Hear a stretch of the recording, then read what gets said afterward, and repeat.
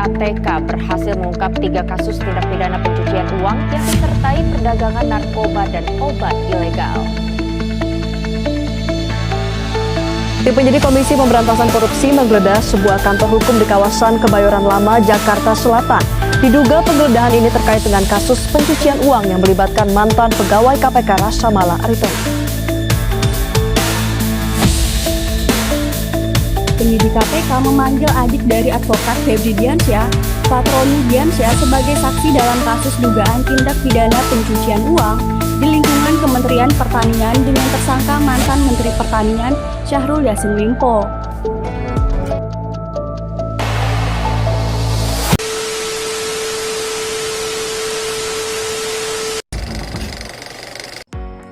Hai guys, balik lagi sama aku, Pungki Amelia.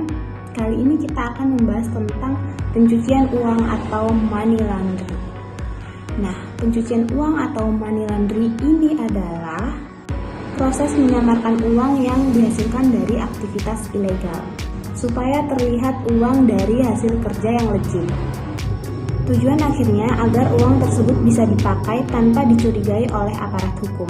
Di pencucian uang atau money laundry ini sudah ada sejak tahun 1930-an.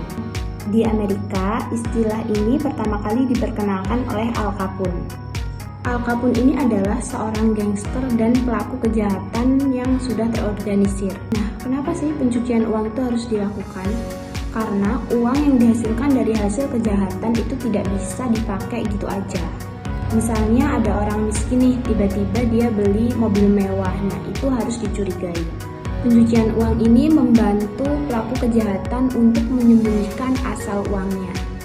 Tujuannya untuk menghindari pelacakan hukum agar uang itu aman dan dapat digunakan secara umum.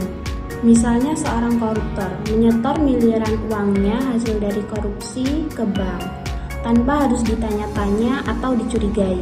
Jadi mereka mencari cara untuk membersihkan uangnya supaya terlihat dari aktivitas yang legal. Nah, pencucian uang ini biasanya dilakukan dalam 3 step. Yuk kita bahas 3 step ini.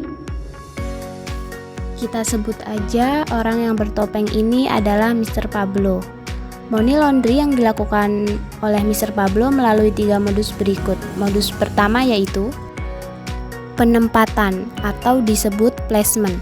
Mr. Pablo melalui orang-orang kepercayaannya menyetorkan uang-uangnya di beberapa rekening bank dengan nama yang berbeda-beda, bertujuan agar sulit diketahui asal-usul uang tersebut, dan di saat Mr. Pablo membutuhkannya, Mr. Pablo dengan leluasa menikmati uang-uangnya melalui orang-orang tersebut.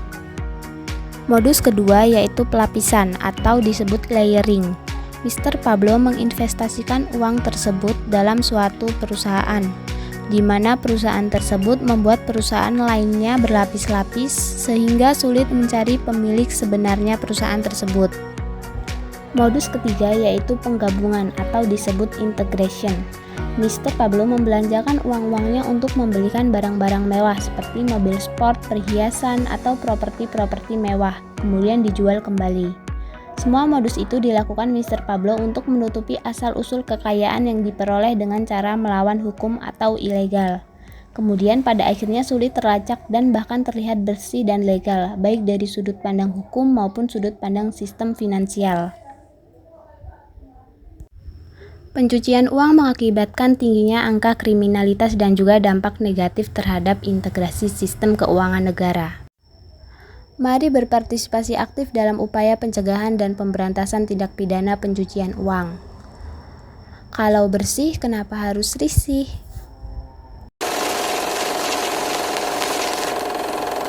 Hah? Minjem rekening? Untuk apa? Iya, soalnya lu tahu kan, kalau gua itu pakai aplikasi gitu untuk nyimpan uang. Dan di aplikasinya itu kayak ada limitnya gitu.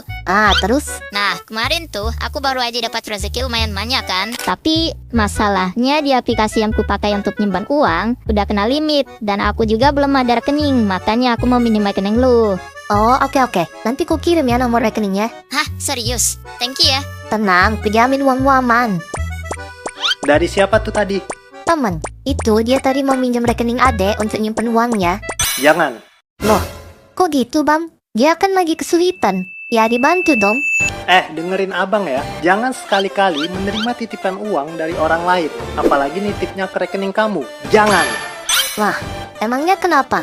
Dia kan teman adik. Mau dia teman kamu ataupun tidak, intinya jangan mau dititipin uang ke rekening kamu. Gimana kalau uangnya uang ilegal? Ya kali, dia kan teman adik, nggak mungkin lah.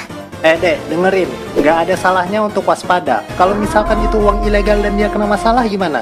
Kamu masih mau ngebela dengan alasan itu teman kamu? Ya udah deh, iya. Nah, gitu dong. Astaga bom, ternyata teman adik yang mau nitipin uangnya kemarin ketangkep. Nah, untung abang ingetin kemarin.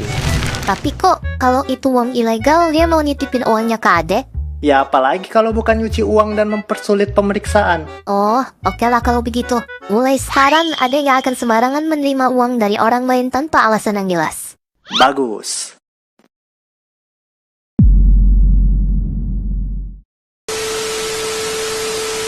Sekian penjelasan pencucian uang atau money laundry dari saya. Saya Pungki Amelia, NPM 2203030025 dari Prodi Akuntansi Syariah. Saya akhiri, wassalamualaikum warahmatullahi wabarakatuh. Terima kasih.